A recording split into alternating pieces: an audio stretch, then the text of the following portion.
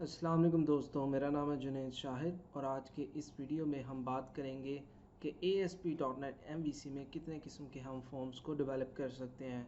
हमने previous video tutorial में बात की थी डायनामिक प्रॉपर्टीज़ की और उनका यूजेज देखा था। तो सबसे पहले मैं आपको बताता चलूँ कि ASP.NET में या कहीं भी किसी भी सर्वर साइड लैंग्वेज में आप 4 किस्म के फॉर्म्स को डेवलप कर सकते हैं। तो सबसे पहले हमारे पास है वीक टाइप सिंक्रोनस फॉर्म। ये ऐसे फॉर्म होते हैं जिसके अंदर हम मॉडल को बाइंड नहीं करते और जब तक ये फॉर्म प्रोसेसिंग में होता है पूरी एप्लीकेशन को वेट करना पड़ता है। यानी कि ये एक सिंगल थ्रेडेड फॉर्म होता है। जब तक अगर आपके पास 4 फॉर्म है और आपने उनको 1 बाय 1 और पैरेलल एग्जीक्यूट करना है, सबमिट करना है, तो हर फॉर्म एक थ्रेड के अंदर क्यू में लग जाएगा।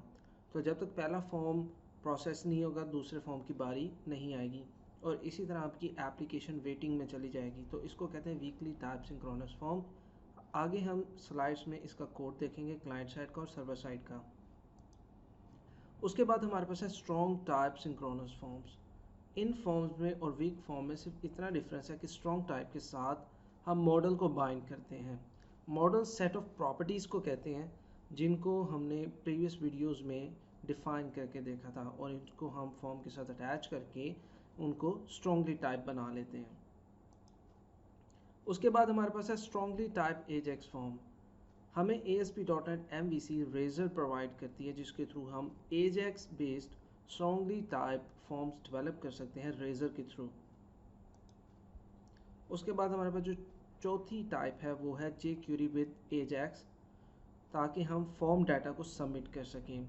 अभी इन चारों के कुछ अपने फ़ायदे हैं जिनके लिए इन चारों को यूटिलाइज़ किया जाता है किसी भी बड़ी एप्लीकेशन में, लेकिन मोस्टली इंटरप्राइज लेवल एप्लीकेशन में 3 टाइप्स को यूज़ किया जाता है: स्ट्रॉन्ग सिंक्रोनस, स्ट्रॉन्ग एजेक्स और jQuery with Ajax form data.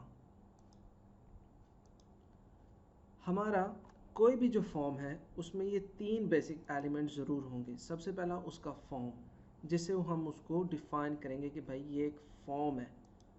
उसके बाद होती है इनपुट फील्ड्स। अब इधर इनपुट मैंने डिक्लेयर किया, लेकिन ये इनपुट किसी भी टाइप की हो सकती है। आप इमेज ले सकते हैं, आप चेक बॉक्स ले सकते हैं, आप बटन ले सकते हैं, किसी भी टाइप की इनपुट ज़रूर होगी। और जो थर्ड और लास्ट है वो है सबमिशन का बटन। अब सम टाइम हम इनपुट को ही टाइप सबमिट रख लेते हैं, लेकिन सम टाइम हम बटन को सबमिट के लिए यूज़ करते हैं, एंकर को सबमिट के लिए यूज़ करते हैं। डिपेंड करता है कि आपकी सिचुएशन क्या है फॉर्म को सबमिट करने के लिए। उसके बाद अब हम आ जाते हैं वीकली टाइप सिंक्रोनस फॉर्म की। अब इसके अंदर जितने भी इनपुट होंगे उनका कोई ना कोई एक नाम होगा, नेम एट्रीब्यूट उनके साथ अटैच होगा और हर नेम एट्रीब्यूट एक प्रॉपर्टी को डिफाइन कर रहा होगा, एक प्रॉपर्टी को रिफ्लेक्ट करेगा। इसमें मल्टीपल वैल्यूज़ नहीं आप दे सकते। हर वैल्यू क्लाइंट से सर्वर को सेंड की जाएगी बाय नेम। यानी कि अगर किसी इनपुट टाइप का नेम है यूज़र नेम, तो मॉडल में भी या सर्वर साइड पे भी आप उसको बाय यूज़र नेम गेट कर सकते हैं। इसके अंदर सबसे ज़्यादा जो चांसेस होते हैं वो होते हैं टाइपो मिस्टेक के। यानी आपने यू बड़ा लिख दिया, कैप्स में लिख दिया, आप कैमल केस यूज़ कर रहे हैं, लेकिन सर्वर साइड पे आप कैमल केस यूज़ नहीं कर रहे, तो वहाँ पे ये नेगलेक्ट हो जाएगा। जबकि स्पेल सेम होंगे, लेकिन कैमल केस की और केस सेंसिटिविटी की वजह से ये टाइपो मिस्टेक में आ जाएगा।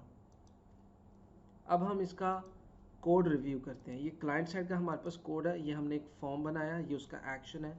अब यहाँ पे ये फॉर्म एक कंट्रोलर है और ये उसका एक्शन है और इसकी टाइप है पोस्ट। आपको पता होगा, अगर आपका प्रोग्रामिंग से कुछ फेमिलियरिटी है तो 2 किस्म के हमारे पास मेथड होते हैं, गेट और पोस्ट का। जब हमने कोई सिक्योर डाटा भेजना होता है तो हम पोस्ट इस्तेमाल करते हैं, जब हमने डाटा को फेच करना होता है तो हम गेट इस्तेमाल करते हैं। तो यहाँ पे हम फॉर्म के लिए पोस्ट इस्तेमाल करें मेथड। अब यहाँ पे मैंने एक इनपुट फील्ड बनाई, टाइप इसकी टेक्स्ट है, ये है इसका नेम, जो कि सर्वर साइड पे इसी नेम से ये फैच होगा, तो ये इसका नेम है। आगे मैंने एक चेक बॉक्स बनाया, उसी तरह एक इनपुट फील्ड है, ये भी एक इनपुट फील्ड बनाई। और इसी तरह ये लास्ट में जो थर्ड चीज़ है फॉर्म के अंदर वो है सबमिशन का। इस सबमिशन के बटन को जब हम प्रेस करेंगे तो ये फॉर्म इस एड्रेस पे जाके पोस्ट हो जाएगा या सबमिट हो जाएगा और ये हमारा फॉर्म एक वीकली टाइप फॉर्म कंप्लीट हो गया। और ये क्लाइंट साइड का कोड है। अगर यहाँ पे आपने ज़रा से भी स्पेल मिस्टेक कर दी, टाइपो मिस्टेक हो गई, तो सर्वर एंड पे ये फॉर्म की इस स्पेशल एट्रीब्यूट की वैल्यू वहाँ पे सबमिट नहीं होगी। अब हम बात करते हैं वीकली टाइप सिंक्रोनस फॉर्म के सर्वर साइड कोड की। अब ये हमारा एक एक्शन है, ठीक है, मैंने एक एक्शन बना लिया। यहाँ पे है स्ट्रिंग टेक्स्ट बॉक्स। अब ये वो नेम है जो मैं गेट करना है, तो वहाँ से सबमिट जो होगा वो बाय नेम होगा और यहाँ पे बाय नेम ही मैं इसको गेट कर रहा हूँ। अब हम बात करते हैं स्ट्रॉन्गली टाइप सिंक्रोनस फॉर्म की। अब ये जो फॉर्म होते हैं इसमें हम बाय नेम नहीं बल्कि बाय ऑब्जेक्ट क्लाइंट से सर्वर में इंफॉर्मेशन को पास करते हैं। वैल्यू की बजाय हम डायरेक्ट मॉडल्स को बाइंड कर रहे होते तो हर वैल्यू खुद ब खुद बाइंड हो जाती है, हमें प्रिमिटिव यूज़ नहीं करने पड़ते। जिस तरह हम वहाँ पे मैनुअली लिखते हैं कि इस नेम का हमने एट्रीब्यूट पीछे सेंड करना है, इस एट्रीब्यूट में ये वैल्यू होगी, जबकि स्ट्रॉन्गली टाइप के अंदर हम डायरेक्टली मॉडल के साथ उसको बाइंड कर देते हैं। इसीलिए हमारे पास ये इजी टू मेंटेन होता है और टाइपो मिस्टेक की कोई गुंजाइश नहीं होती। अब हम इसकी बात करते हैं क्लाइंट साइड के कोड की। अब इसका क्लाइंट साइड का कोड आप देखेंगे एट यूजिंग, ये रेजर है। ASP.NET हमें रेजर प्रोवाइड करती है जिसके थ्रू हम डायनामिकली फॉर्म्स को जनरेट कर सकते हैं। अब ये है HTML हेल्पर क्लास जिसके अंदर ये कुछ मेथड्स हैं जिनके थ्रू हम डायनामिक फॉर्म्स को डेवलप कर सकते हैं और स्ट्रॉन्गली टाइप फॉर्म्स बना सकते हैं, और ये है सिंक्रोनस। अब डॉट बिगिन उसका मेथड है जिसके थ्रू हम डिफाइन करते हैं कि क्या एक्शन होगा और क्या कंट्रोलर होगा और क्या उस फॉर्म की टाइप होगी। तो यहाँ पे फॉर्म की टाइप है पोस्ट। यहाँ पे मैंने, अब आप देखें, HTML हेल्पर क्लास को यूज़ करते हुए टेक्स्ट बॉक्स 4 को लिखा है। अब ये जो टेक्स्ट बॉक्स 4 है इसको हम तब यूज़ करते हैं जब हमने स्ट्रॉन्गली टाइप फॉर्म्स बनाने हो, चाहे वो एसिंक्रोनस हो या सिंक्रोनस हो। अब ये M एक वर्चुअल प्रॉपर्टी है मॉडल की जो पेज के साथ बाइंड होगी। आप किसी भी व्यू के अंदर जब इसको यूज़ करेंगे तो वो आपके साथ इसको बाइंड कर देगा। जो भी आपका मॉडल होगा, हमने मॉडल के बारे में डिस्कस किया था अपनी वीडियोस में। अगर आपने वो मेरी वीडियो नहीं देखी तो मैं उसका इस वीडियो की डिस्क्रिप्शन में लिंक डाल दूँगा ताकि आप उसको भी देख सकें और ऑब्जर्व कर सकें कि ये किस तरह से काम करता है। अब ये मॉडल का मैंने एक वर्चुअल एलिमेंट बना लिया है, इंस्टेंस बना लिया है, और इस इंस्टेंस के थ्रू मैंने गेट किया है इस प्रॉपर्टी को, और अब ये प्रॉपर्टी खुद ब खुद बाइंड हो जाएगी। इसका जब हम इसको एग्जीक्यूट करेंगे, इसके HTML कोड में जाएंगे और इंस्पेक्ट करेंगे तो जिस तरह वीकली टाइप फॉर्म में हम मैनुअली नेम लिखते थे, यहाँ पे नेम ऑटोमेटिकली बाइंड हो जाएगा। इस वजह से हमें टाइपो मिस्टेक का एरर नहीं आ सकता। ये खुद ब खुद एडजस्ट कर लेता है कि डाटा टाइप क्या है, हमें डाटा टाइप नहीं डिफाइन करनी पड़ती। जैसे कि हम वीकली सिंक्रोनस फॉर्म के अंदर डिफाइन करते हैं कि इसकी टाइप है टेक्स्ट, इसकी टाइप है पासवर्ड, ईमेल, चेकबॉक्स एक्सेट्रा। ये खुद ब खुद उसको अंडरस्टैंड कर लेता है। और इसी तरह एंड पे हमारे पास एक सबमिट का बटन है जो कि प्रेस होने पे इस एड्रेस पे अपना डाटा पोस्ट कर देगा। अब हम बात करते हैं स्ट्रॉन्गली टाइप एसिंक्रोनस फॉर्म के सिंक्रोनस फॉर्म के सर्वर साइड कोड की। अब यहाँ पे आपको एक मेजर चेंज नज़र आएगा। ये हमारे पास स्ट्रॉन्गली टाइप सिंक्रोनस फॉर्म का सर्वर साइड कोड है जिसके अंदर हम पैरामीटर नहीं दे रहे, यानी कि बाय नेम फेच नहीं कर रहे, बाय ऑब्जेक्ट फेच कर रहे हैं। अब यहाँ पे हमने वो मॉडल यूज़ किया और मॉडल का एक इंस्टेंस बना लिया। जब भी हम स्ट्रॉन्गली टाइप सिंक्रोनस फॉर्म को सबमिट करेंगे तो सारे के सारा फॉर्म का डाटा इस इंस्टेंस में आ जाएगा और इस इंस्टेंस को फिर हम आगे फर्दर यूटिलाइज कर सकते हैं। अब हम बात करेंगे synchronous asynchronous strongly type forms की। ये सिंपल सिंक्रोनस टाइप की एडवांस वर्जन होते हैं जिनके साथ मॉडल बाइंड होता है। जैसा कि मैंने आपको बताया कि सिंक्रोनस क्यू में लग जाता है, एसिंक्रोनस पैरेलल काम करता है। अगर आपके एक पेज पे 4 फॉर्म है और चारों फॉर्म को आप कंकरेंटली सबमिट करते हैं तो वो पैरेलली पीछे प्रोसेस होंगे, चारों की रिक्वेस्ट इकट्ठी जाएगी और चारों के चारों एक साथ प्रोसेस होंगे और अकॉर्डिंग टू द डाटा हर एक की कॉल बैक आती रहेगी। तो आपकी एप्लीकेशन को वेट नहीं करना पड़ेगा। तो मोस्टली जितनी भी इंटरप्राइज लेवल एप्लीकेशंस होती हैं उनमें स्ट्रॉन्गली टाइप एसिंक्रोनस फॉर्म को यूज़ किया जाता है ताकि आपकी एप्लीकेशन लोड ना ले, यूज़र को इंटरफेस में कोई भी चीज़ और ना लिखे। अगर उसने कोई रिक्वेस्ट भेजी, डाटा को प्रोसेसिंग में लोड या टाइम लग गया तो वो एप्लीकेशन एक्टिव रहेगी, ना कि स्टक हो जाएगी। इसके बाद अब हम इसका देखते हैं क्लाइंट साइड का कोड। तो ये बिल्कुल उसी तरह है जिस तरह हमने सिंक्रोनस स्ट्रॉन्ग टाइप फॉर्म देखा था। उसके अंदर हम यूज़ कर रहे थे HTML हेल्पर क्लास, इसके अंदर हम यूज़ कर रहे हैं AJAX हेल्पर क्लास, जिसके थ्रू हमने एक फॉर्म बनाया और बाकी चीज़ें उसी तरह रहेंगी। यहाँ पे हमने डिफ़ाइन किया एक्शन को और यहाँ हमने डिफ़ाइन किया कंट्रोलर को।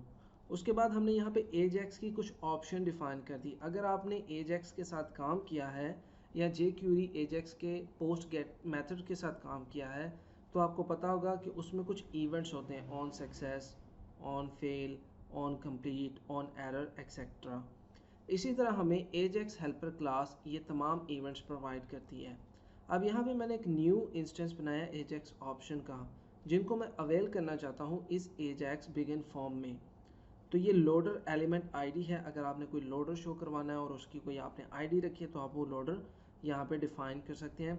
और इसका मतलब है कि ऑन सक्सेस पे मैंने ये वाला फंक्शन कॉल करना है, तो मैं एक कस्टम फंक्शन बना लूँगा इस नेम से, और जब भी ये फॉर्म सक्सेसफुली सबमिट होगा तो वो फंक्शन के अंदर जो भी कोड होगा वो एग्जीक्यूट हो जाएगा। सिंपल उसी तरह हमने HTML हेल्पर क्लास के थ्रू टेक्स्ट बॉक्स 4 इस्तेमाल किया, मॉडल का एक इंस्टेंस बनाया और उसकी प्रॉपर्टी को एक्सेस कर लिया और डायनामिकली हम टेक्स्ट बॉक्स, चेक बॉक्स और डिफरेंट फील्ड्स को जनरेट कर सकते हैं। अब ये तो हो गया क्लाइंट साइड का कोड। जब मैं इसको सबमिट करूँगा तो ये क्लाइंट साइड से मॉडल बनेगा, ये मॉडल, ये कंप्लीट मॉडल बनेगा M, और ये सबमिट हो जाएगा इस एड्रेस पे। उसके बाद हम आ जाते हैं इसके सर्वर साइड कोड पे। लेकिन एक चीज़ आपने ज़रूर याद रखनी है, जब भी आप स्ट्रॉन्गली टाइप एसिंक्रोनस फॉर्म के साथ काम करते हैं आपको 2 लाइब्रेरीज़ को इंक्लूड करना पड़ता है। फर्स्ट ऑफ ऑल जो आपकी मेन jQuery है, और उसके बाद jQuery unobtrusive ajax.main.js को ऐड करना पड़ता है। आप इसको नगेट से गेट कर सकते हैं, या जब भी आप ajax को यूज़ करेंगे अपनी एप्लीकेशन में, ये आपको खुद ही इंटेलिजेंस के थ्रू बता देगा कि आप इसको ऐड कर लें, या नगेट पैकेज मैनेजर से भी आप इसको गेट कर सकते हैं। बाय डिफ़ॉल्ट जब भी आप कोई प्रोजेक्ट बनाते हैं उसके अंदर ये अवेलेबल होता है। अगर अवेलेबल नहीं है या आपका कोई आप पुराना विजुअल स्टूडियो यूज़ करें तो आप इसको गेट कर सकते हैं। इसके बाद हम आ जाते हैं इसके सर्वर साइड कोड पे। अब ये स्ट्रॉन्गली टाइप एसिंक्रोनस फॉर्म का कोड है सर्वर साइड का। ये बिल्कुल उसी तरह है जिस तरह हमने स्ट्रॉन्गली टाइप का बनाया था, क्योंकि ये स्ट्रॉन्गली टाइप है तो जब भी स्ट्रॉन्गली टाइप की बात आएगी तो हमें पता होना चाहिए कि हमारे जो कंट्रोलर के एक्शन हैं वो मॉडल बाइंड होंगे। वहाँ पे हम पैरामीट्रिक डाटा नहीं भेजेंगे, वहाँ पे हम जब भी डाटा भेजेंगे तो इन द मॉडल भेजेंगे और मॉडल के थ्रू ही उसको प्रोसेस करेंगे। अब हमारे पास है आखिरी टाइप फॉर्म की, जो कि है jQuery with AJAX to post data. इसका सबसे बड़ा फीचर ये है कि ये हमें डाटा, किसी भी किस्म के डाटा को रिस्ट्रिक्ट नहीं करता, जबकि बाकी तमाम फॉर्म्स हमें रिस्ट्रिक्ट करते हैं। इसकी सबसे ख़ास बात यह है कि आपको फॉर्म का टैग यूज़ नहीं करना पड़ता। अगर आपने फॉर्म स्टार्ट नहीं किया, आपने उसका एक्शन नहीं डिफ़ाइन किया, आपने उसका मेथड नहीं डिफ़ाइन किया, तब भी आप अपनी AJAX फॉर्म को सबमिट कर सकते हैं jQuery के थ्रू। यहाँ पे अब हम देखते हैं हमारा ये एक क्लाइंट साइड का कोड आ गया। तो सबसे पहले यहाँ पे देखेंगे मैंने एक सिंपल सा एक फॉर्म बना हुआ है। यहाँ पे ये एक फॉर्म है सिंपल, बल्कि ये फॉर्म भी नहीं है, सिंपल इनपुट फील्ड्स हैं जिनका किसी फॉर्म से कोई ताल्लुक़ नहीं। और यहाँ पे बटन के ऊपर एक ऑन क्लिक इवेंट मैंने बनाया है, जिसमें जब ये क्लिक होगा बटन तो ये सबमिट वाला फंक्शन एग्जीक्यूट हो जाएगा। और उसी तरह स्क्रिप्ट के अंदर हमने jQuery यूज़ कर रहे हैं, जिसके अंदर हमने ये फंक्शन बनाया सबमिट का। तो जब भी मैं इसको क्लिक करूँगा ये सबमिट का फंक्शन कॉल होगा। अब इस फंक्शन में क्या हो रहा है, इस फंक्शन में हम मॉडल को प्रिपेयर कर रहे हैं। अब ये आप देख सकते हैं वेयर डाटा, तो ये जो डाटा है ये क्लाइंट साइड का मॉडल है। ये भी उसी तरह काम करता है जिसमें स्ट्रांगली टाइप, एजेक्स या सिंक्रोनस फॉर्म्स काम कर रहे होते हैं। इसके अंदर ये जो है टेक्स्ट बॉक्स स्ट्रिंग डाटा, ये उसकी प्रॉपर्टी है। डाटा एक मॉडल है, ये उसकी प्रॉपर्टी है, और यहाँ पे मैं वैल्यूज़ को सेट करवा रहा हूँ इस मॉडल में। अब ये एक मॉडल प्रिपेयर हो चुका है। इस मॉडल को मैं इस एड्रेस पे पोस्ट कर दूंगा jQuery के थ्रू। अब ये jQuery का एजेक्स मेथड है जिसकी बाय डिफ़ॉल्ट टाइप होती है पोस्ट। अगर आप इसको गेट कर देंगे तो एज अ गेट रिक्वेस्ट आप भेज सकते हैं सर्वर साइड पे। अभी मैंने यहाँ पे पोस्ट यूज़ किया तो मैं पोस्ट रिक्वेस्ट सर्वर साइड पे सबमिट कर रहा हूँ। ये पैरामीटर डिफाइन करता है कि आपने क्या डाटा पीछे सेंड करना है। अभी जो फॉर्म डाटा है ये उस मॉडल के इंस्टेंस का नेम है जो हम सर्वर साइड पे यूज़ कर रहे हैं, और आगे हम इसको देखेंगे। और इसको मैंने वैल्यू सेट करवाई है इस मॉडल से। अब यहाँ पे कॉमा लगा के मैंने ये जो फंक्शन बनाया ये उसके सक्सेस का फंक्शन है। तो जब भी ये पोस्ट रिक्वेस्ट सक्सेसफुली सबमिट हो जाएगी ये फंक्शन ऑटोमेटिकली एग्जीक्यूट हो जाएगा, और उसके अंदर मैंने सिंपल JS का अलर्ट यूज़ किया ताकि मुझे पता लग जाए कि फॉर्म सबमिट हो चुका है। इसके बाद हम आ जाते हैं jQuery with AJAX post data server side. ये उसी तरह है जिस तरह स्ट्रांगली टाइप हमने बनाया था AJAX में और एसिंक्रोनस में और सिंक्रोनस में। तो आप देख सकते हैं कि यहाँ पे मॉडल है। अगर आपने देखा हो तो पीछे मैंने जो पोस्ट के अंदर एक एट्रीब्यूट बनाया था फॉर्म डाटा, वो सेम इस नेमिंग कन्वेंशन के साथ मैच करता है। तो वहाँ पे जो आप डाटा एट्रीब्यूट बनाते हैं और उसमें डाटा को पास करते हैं एज अ मॉडल, वो डायरेक्टली यहाँ पे आके बाइंड हो जाता है जिसमें स्ट्रांगली टाइप के साथ बाइंड होता है। तो मैं उम्मीद करता हूँ ये वीडियो ट्यूटोरियल आपके लिए इन्फॉर्मेटिव होगा, जिसके अंदर हमने 4 फॉर्म की बेसिक टाइप्स को डिस्कस किया, उनके क्लाइंट साइड, उनके सर्वर साइड कोड्स को रिव्यू किया। तो अगर आपको ये वीडियो अच्छी लगी इसको ज़रूर लाइक करें, मेरा पेज सब्सक्राइब करें, मेरा यूट्यूब चैनल सब्सक्राइब करें, और इस वीडियो को शेयर करना मत भूलिएगा। अल्लाह हाफिज़।